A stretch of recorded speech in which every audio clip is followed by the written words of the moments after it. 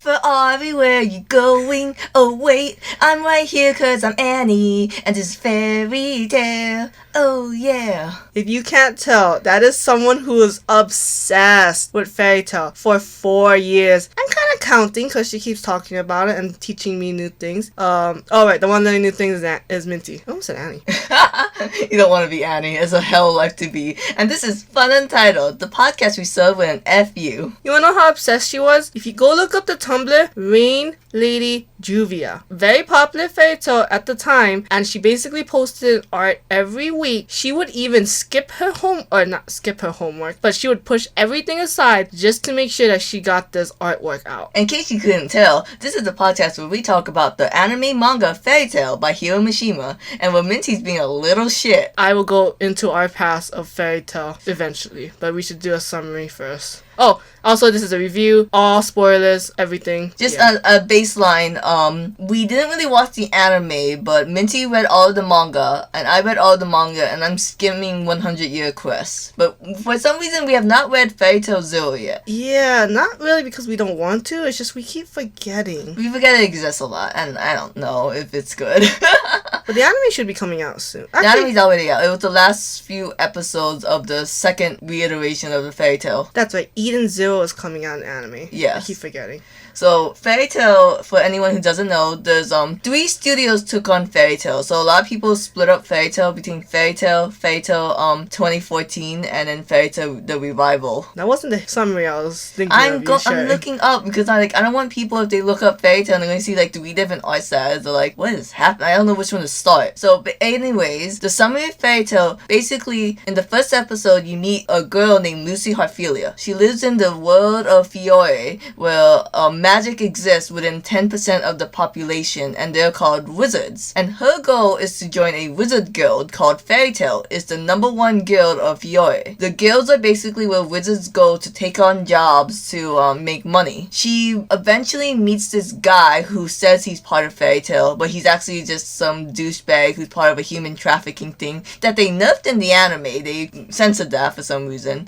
And then our true main protagonist, Natsu Dragneel, a fire dragon slayer, comes and saves her and whisks her away to Fairy Tail. And the whole show is basically just Natsu and Lucy dealing with a contrived plot that doesn't really matter with the whole guild Fairy Tail. And there's a strong theme of found family, because you really get to see Natsu and Lucy hang out with people like Grey Fullbuster, Urza Scarlet, and they all emphasize like Fairy Tail, this random group of people that I met, is more family to me than my actual real family. You just pissed off all the feminist anime watchers by saying that Natsu's the true protagonist. Okay, Hiro Mishima has said the main character of Fairy Tail is both Natsu and Lucy equally. But if you watch Fairy Tail, you know that ain't true. Look, if you're a feminist that's watching Fairy Tail, you're in the wrong show. I'm sorry you got here, but you made a wrong turn somewhere.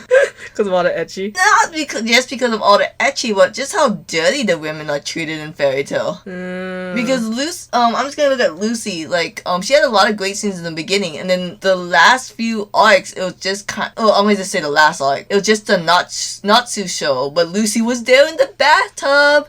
Hey! Oh my god, Lucy gets a new outfit! Girl! Lucy held hands with all her friends to defeat a dragon!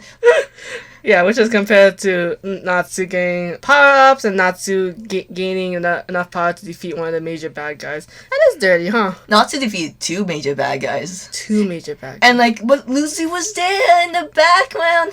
Hi, Lucy! Which, to be fair though, think about it. From the beginning, it was Lucy joined Fairy Tail Guild, which is done in episode 1, so her journey is over. And then, it's Natsu wanting to find his dragon dad and trying to, avenge him. Yeah. And it's like, that's a journey to go through. Lucy's shit is just like a slice of life thing. Lucy's whole thing was that she wanted to be a great writer. And then, in the end of the series, she does win an award. And then we never talk about it ever again.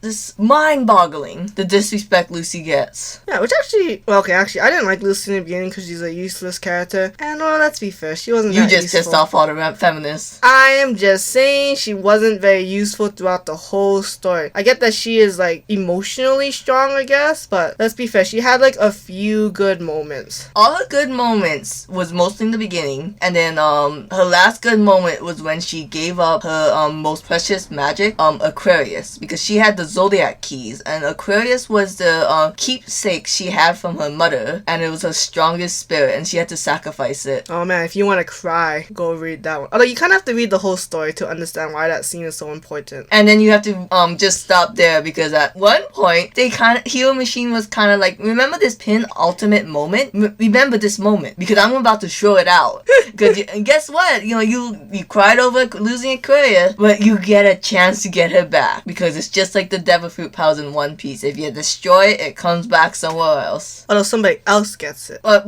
Lucy in 100 Year Quest is all about her trying to find Aquarius key. Okay, I mean that's fine. So she's kind of competing with Brandis trying to look for it. Really? Brandis is a useless female character introduced in the last arc that has sort of a tie with Lucy, but they don't really, explore it that well. I mean, well, there's not much to explore in that aspect. You can say that about a lot of women.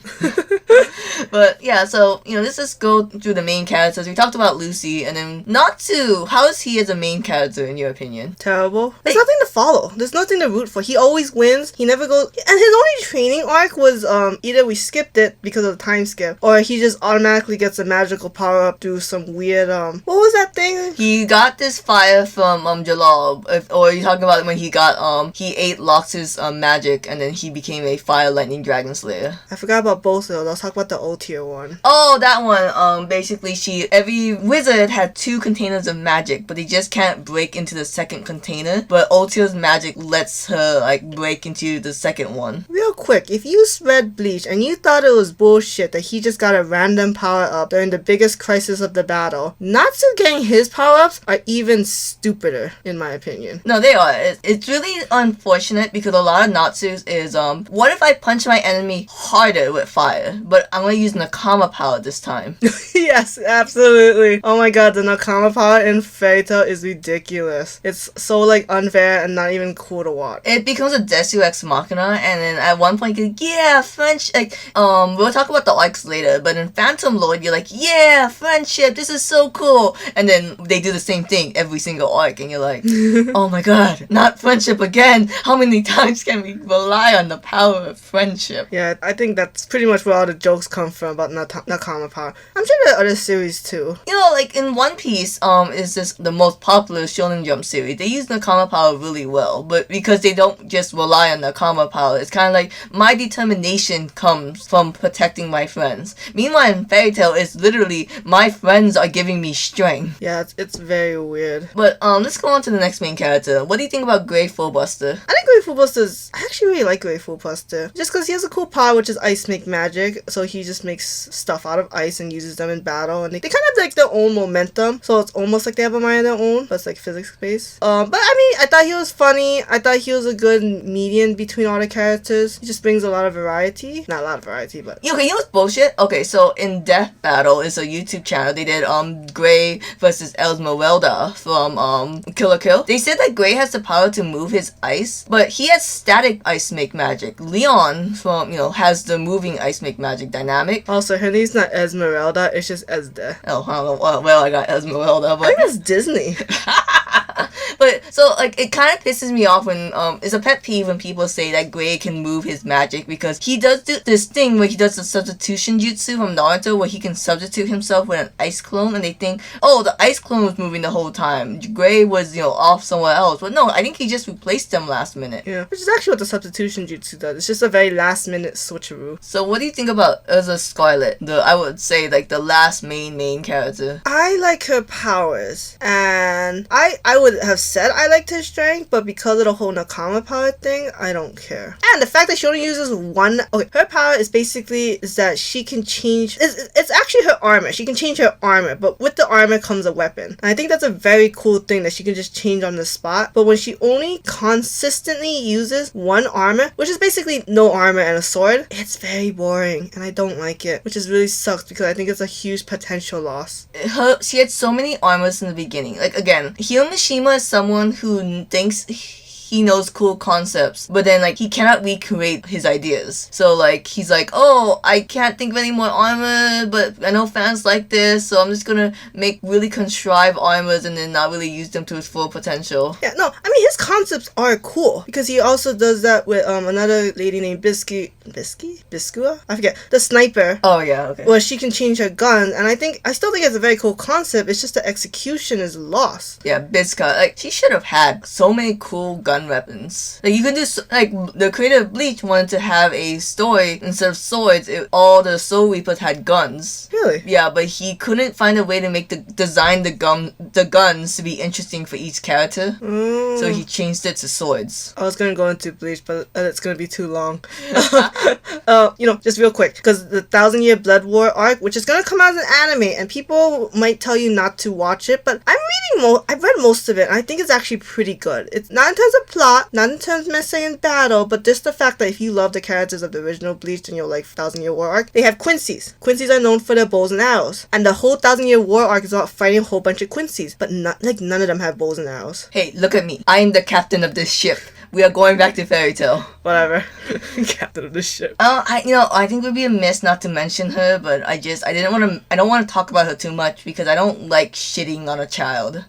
But Wendy Marvel's there. I forgot her last name was Marvel. Yep, Wendy Marvel and Wendy sucks. Carla Sucks. Happy sucks. Wendy and Carla was weird because they were basically just a Natsu and Happy clone, because it was like, oh look, because Natsu's whole slick is that he's a rare dragon slayer, and then throughout the series they introduce more dragon slayers. But then I don't like Wendy because one, she doesn't bring much personality wise other than she's the healer. She's gonna be, she's gonna save us last minute, and because we need some contrived reason to have like really bad injuries and then save last minute. And then I don't like how they sexualize Wendy all the time. She's 12. Stop it. I think the problem is you have these 4 that are big personalities. Yeah. When you bring in another character and then not gonna have that big a personality, then you have to put them in a higher position. Yeah. At least they could like make decisions or have an initiative role of some sort, Yeah. See, okay, Fairy Tail, I said this a lot, the beginning is really good. At the end, he kind of flubs it because there's so many times everything's just solved with Nakama power, or something he introduced doesn't matter, or my least favorite, he cops out. Because in the last arc, he does like several cop-out deaths to the point where nothing matters in Fairy Tail, because you think, okay, he got stabbed, but he's not gonna die. Which is really sad, because the Makura death, who's the leader of Fairy Tail, was so well done, and then he didn't die in the end. And I was like, why did you have this cool moment and then nerf it? Like, my favorite character in Fairy Tail, maybe favorite character of all time, is Juvia Loxer. Maybe. Shut up. And I could not shed a tear when Juvia quote-unquote died in Fairy Tail, because I knew that she was coming back. They wasn't gonna kill the girl, like one of the most popular ships of Fairy Tail. Although I would give Fairy Tail so much pop if he was able to, if Gajio, Juvia, Mira Jane, Makarov all stayed dead. Yeah, but I think also part of the reason is, if when I read correctly, is so Rave Master was his masterpiece before Fairy Tail, and Rave Master got really dark, so he wanted to make sure Fairy Tail did not go that dark. Fun fact, that's actually true. And in Eden Zero, he went back to being dark. Really? Yeah. Wow. Like, literally there's one chapter where there's a narrator girl character who kind of just knows everything that's going on in the universe. And she's like, hey, sorry, the story's about to get a little bit dark, but just stay with us here. And then his version of dark is basically just a bunch of girls getting sexually assaulted. Ugh. Eden Zero's a mess. Don't read it, don't watch it, don't look at it. And yet you skim it. I skim it because I was so invested in Hiro Mishima. I need to know if this story gets better. But going back to Fairy Tail, okay, we say the beginning is good. It fluctuates between being a good arc and a bad arc. Look, Fairy Tail arc can be separated. Like, half the arcs are good, half the arcs trash. No one talks about them. I guess so, because second half had at least 1 or 2 good arcs. Yeah, because they had... everyone loves the middle arc, the Grand Magical Games, because everyone will not shut up about Lucy, the main character, coming back to the past. She's missing an arm, all her friends are dead, and Natsu comforts her. And, like, that's the first time you really see Natsu like really be there for Lucy, and everyone's like, "Yas, queen!" Okay, screw that. Everyone likes that arc because it's a tournament arc, and people love tournament arcs. And it was so cool until it stops being a tournament arc, because it introduces so many good characters, and you get to see the past guilds that like had like very little to shine. It was only there for one arc. Yeah, let's go down the arcs. I'll tell you if it's good or bad. All these beginning chapters that sets up the world, that's technically known as the Macau arc, because in one of the episodes they save a man named Macau. Those were okay. It sets up the world. Those suck. Screw you. Then we go on to Daybreak arc, where it's about Natsu and Lucy has to steal a magic book, and I actually like that one. It's kind of cute. it's kind of cute. I don't remember if Lucy does anything. She has a whip. Nin. Oh yeah, Natsu was a ninja. And then we go to Lullaby arc. Well, that's when you see Natsu and Lucy team up officially with Gray and Urza, who's going to be the 4 main staples of Fairy Tail. That was a good arc. I like that arc. Only because it introduces them. It's really unfortunate because in the arc they introduce magic cars, where like it takes your magic energy and drives the cars. But then later on they're always on a horse-drawn carriage. They're on motorcycles. That was in Edalus. Motorcycles. No, there was one in when Leon and Gray was riding the motorcycles and they were chasing the dude. That was a filler. Whatever. Yeah, they're playing the speed guy. So, and then you get to Galuna arc, where you get into Gray's backstory, which that's complete shit. That arc sucked. That like sucked, y'all. Okay, and getting to the history that I was mentioning before. This is when Annie wanted to drop Fairy Tail. It was just terrible. Like, Well, it's boring. the characters, like, if you looking back, you're like, oh yeah, this was really cool. Like, it really established this for this well-known character. But like, when you're watching it in real time, you're like, what the fuck is going on? Like, it was kind of like it didn't establish the characters. It was just kind of cool, but that's really shallow. So, like, I don't give a shit about Gray. I'm sorry his teacher died. Not my problem. So as Annie dropped it, I kept watching. But she was in the same room, so what was she gonna watch? By the way, podcast lore, I guess. I don't have my own room. I'm forced to sleep on the ground of Minty. Yeah, pretty much. But then we get into Phantom Lord, which that is the first, I would say, very immaculate arc. Oh, that's fantastic. Like, they introduce so much cool powers. They, like, Fairy Tail bands together, and it's a really cool scenes all around. And, like, the scene, like, okay, in Phantom Lord, basically, Lucy's father Lucy turns out to be a witch girl, and her father's a really shitty guy, so he hires Phantom Lord to take back Lucy to take her home. She's a rich girl, and she's come so far, trying to run away from abusive dad. So, Phantom Lord takes Lucy, and then, like, and then they really fuck up the Fairy Tail Guild. That's kind of like a message of, hey, we're assholes. I don't remember why they, pinned up Levy and her friends. Oh, that's actually one of my favorite scenes, because they destroy, the Fairy Tail Guild to piss them off and to give them back Lucy. But Marco was like, I don't give a shit, it's just a place. And then, so they were like, let's up the ante. Let's kidnap 3 of them, to beat them up and pin them to a tree for the world to see. That's what pissed them off, and that was caused the war, and that caused also Marco to lose his powers temporarily. And then we introduced 2 of the main ships of Fairy Tail. Just to diverge a bit, if you are someone who doesn't like to be told what to ship because you feel like that's being manipulative by the author, don't read Fairy Tail. The ships are clear cut. It's hand holding. If you don't ship the big 4 of Fairy Tail, which is Natsu and Lucy, Gajio and Levy, Gray and Juvia, and Jala and Urza, you're gonna have a bad time. Which I will give credit that the Gray and Lucy fans, pretty valid. I actually kind of like that ship. The Gray and Lucy fans are very valid. The ship is really cute. They have a lot of good moments. I don't like their treatment of Juvia, so we will never get along. Oh yeah. Because my favorite character is Juvia, and I say a lot of characters are kind of shallow in the beginning, but later on if you get to know them, they get like kind of deep. Kind of. But so many people are so mean to Juvia. Like, I don't think she deserves that hate, and I hate Greylu fans because a lot of Greylu fans shit on Juvia to bring the couple up, and I'm like, y'all, Grey has 2 hands. You can multi-ship. Like, I would never shit on Greylu. Yeah, guys, it's not cool to dislike a character. You can dislike characters in ships, but to show it in public on the internet and be so strong about it is not cool. Yeah, I would never, like, as much as I hate, like, Wendy and stuff, I would never just go to people and be like, I hate Wendy. I'm gonna Fairy Tail AU where Wendy doesn't exist. Yeah, but that'd be funny. Shut up.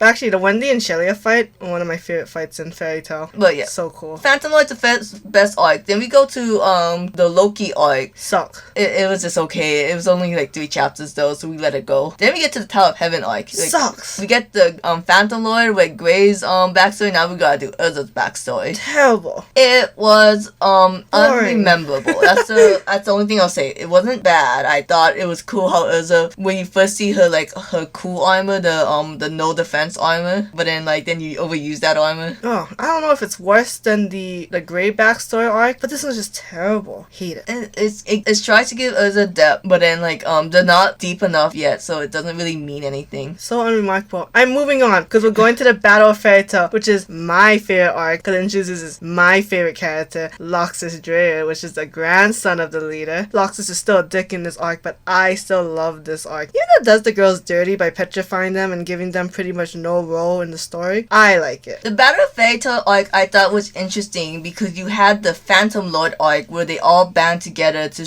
try save Lucy, and then you have the Battle of Fairy Tail arc where Loxus forces his friends to pit against each other, or else he's gonna blow up the town. But then it kind of shows even though they're fighting, they're still friends because there's 2 pinnacle moments of this. Was when Juvia and Kana was forced to fight, but Juvia decides to sacrifice herself instead so she wouldn't hurt her friend because she was part of Phantom Lord and she just joined Fairy Tail, and her whole description of her character card is, oh, people are still wary of her. But then Kana's we've always accepted you. And then you see Freed is Loxus' right hand man. He does everything for Loxus, and he was defeated by someone named Mira Jane, which is a strong mage with her own traumatic backstory. But Mira Jane was still really nice to Freed, and he said that most iconic line of, sometimes I think people who cry are just people who held in who's strong for too long. Oh my god, Mira Jane also my second favorite character. But she was no one was, and at the end if you want to talk about your favorite moment, that kind of Fairy Tail, no matter what kind of beef they have, they're still family. Oh my god, because so what she's talking about is at the very end of the arc, Makarov is okay, Loxus, you're disowned for the shit that you just pulled on us. And then they had this whole festival that was supposed to happen, but then Loxus came and ruined it. But they decided, hey, let's still do the festival even though we're all beaten to shit. It's called Fantasia, if you want to know. Fantasia. You hear that name? Fantasia. Like Mickey Mouse and the brooms. But basically, so he's looking and he walks away. And then for some reason, something catches his eye, but he turns back and Makarov is holding the symbol that Loxus created when he was a kid. And the symbol basically means no matter where you are, I'm still watching over you. And it's basically, even though he disowned him and he was a shitbag, they still love Loxus. And the whole guild is shown doing this symbol. And it's oh my god. Love it. I love that scene. It made me want to cry. It made me think this whole thing was worth watching. And then we get to the FunUntitled arc, where after you talk about the whole inner working of Fairy Tail, you go look into all the other guilds of Fiore, and it is an okay arc. It's super okay. I like the battles, but I didn't care for anything else. Yeah, that's where you get to meet Wendy. Yeah, and then Wendy's don't I know you? Natsu. Natsu's nope. And then that won't get paid off to the last arc. But yeah, you get to meet Wendy and Carla, and then you kind of just skip over that, and then you get into the Endless arc that builds on Wendy, because we haven't had enough of Wendy and Carla. Because Wendy was in the whole thing of FunUntitled arc, she really wanted to help a man named Jalal because it looks like a man named Mystigan that raised her, and it turns out Mystigan is from a parallel universe where everyone looks the same, but in this world, magic isn't as abundant as it is on Fiore. Endless arc sucked. The only thing that was good was the filler of Endless Gagio. That was the only thing worth watching in that arc. Yeah, we don't talk about Endless arc. That's where you get to learn the whole history of Exceed, aka nothing matters in Fairy Tail. Which actually, I think this is Annie's least favorite arc. Oh yeah. Probably mine's too. But actually, mine's Tower of Heaven. As much as I don't like FunUntitled, it really set up the ship Jerza, Jalal and Urza, because that scene where Jalal, he loses his memory, so he doesn't remember all the shitty things he did in Tower of Heaven. So Urza's oh, I don't know if this is still the man that, you know, I don't know, my stance on Jalal. But then Jalal's like, oh, I remember. Urza Scarlet. I named you that because of the color of your hair. And then he walks off, he gets carried off to be arrested. And then Urza just brawls her eyes out. And I am like... And then Lucy says, Urza, the sunset behind you was beautiful. It was the same color as your hair. But I don't know if you saw any of it. And it shows Urza just crying with her back to the sunset. Great Urza x Lucy moment, by the way. Also a good ship. There's a lot of valid ships in Fairy Tail. You should, you know, multi-ship, y'all. Yeah, just don't be mean to other ships. So, but then Edalus is like, nothing. All trash. Forget about it. But then we go back to a high with the Tenro Island arc. And that is basically, I guess an exam arc. Where they want to figure out who will be the next S-rank wizard. So that allows them to take on S-rank missions. I guess essentially get more money and just be, you know, a lot of reputation, a lot of props that they're the best. See, this is the thing that bothers me about animes that has ranking systems, but it's kind of contrived. I wish, if the S-rank wizards, everyone was as strong as an S-rank wizard. Like, Natsu and Gray eventually became just as strong as Urza, but then they never got any cool titles. Yeah, that was weird. Like, it bothers me in Naruto how, like, there's Jonins, but we don't really talk about that as much as we should. I thought Naruto did good with the rankings. Because it was clear that Jennings were a different level from Junings, which is a different level from Jonings. You know what I mean? It was just kind of weird because I never watched this filler arc, but you have Naruto and Sasuke who are both Jennings forever. Okay, I didn't see that filler arc either. And like Sakura is really strong. You telling me the Hokage didn't say, hey, you know, maybe you should be Jonin? She wasn't as strong as Kakashi, but fair enough. Well, Kakashi was like in a league of his own. Oh, he became Hokage. I'm sure Sakura was stronger than Iruka though. Oh wait, Iruka was Chunin. Never mind. Yeah. Is this a point towards me? Yeah, I guess so. Again, this is me being defending Naruto, and I really shouldn't be. But yeah, then we go to Tenro Island. There's a lot of cool moments in Tenro. Nothing bear repeating. Except Loxus comes back, and I love that scene. Yeah, I love that scene. That's when Loxus gives his lightning to Natsu. Except that part. That was stupid. But then then you see Zeref. He's kind of like the main. You meet Zeref and Arachnologia on Tenro Island arc, and they're both the two main villains of Fairy Tail. And we are halfway through the series, and you finally meet the main villains. Now you hear mentions of Zeref because he made Lullaby and he made something else. I forget. And no, he made the demon that killed Gray's master. Oh yeah, that's it. Yeah. Deliora. And you kind of hear Arachnologia because you see an S-rank mage named Gildite saying that he got fucked up by Arachnologia. I don't care how much you mention the main villain, unless they're actually it wasn't even, they don't even do much in this arc. Hey, we're reaching our 30 minutes. Did we do a part 2 or did we just speed through the last arcs? No. I mean, just like Naruto, there's a time skip. That's our time to end for the episode. But yeah, like, you know, if you like Fairy Tail, I would recommend maybe watching Hunter x Hunter or any other better animes because Fairy Tail cannot be your favorite. And don't read Eden Zero. Kirishima has this weird thing where he thinks he can just do the same things he did in Fairy Tail and people will care, but he doesn't have the same build up. Yeah. But okay, I think you should watch Fairy Tail if you guys just genuinely just want kind of a good time, and it's pretty lighthearted. They have happy personalities overall. So it's like, yeah, if you have nothing better to do, go watch Fairy Tail. Yeah. It's not that long. How many episodes is it? It's more than 100. I don't know the Fairy Tail episode numbers. I can tell you there's 545 chapters, and if we can somehow do the math. No, there's no way to compare. Don't watch the fillers. Yeah, skip the fillers, but I would say watch it. Anyways. The Daphne arc, if you like the couple Gray and Juvia, which I have to say, I'm so sorry you decided to die on that hill. I died there too. It's a terrible hill to be on sometimes. You were on the cross of that death mound. But yeah, there's a nice Groovia moment in the Daphne arc, but other than that, don't watch it. Anyways, thanks for listening to this episode. Bye! Sorry we made you stay here and then we're not even done. Bye.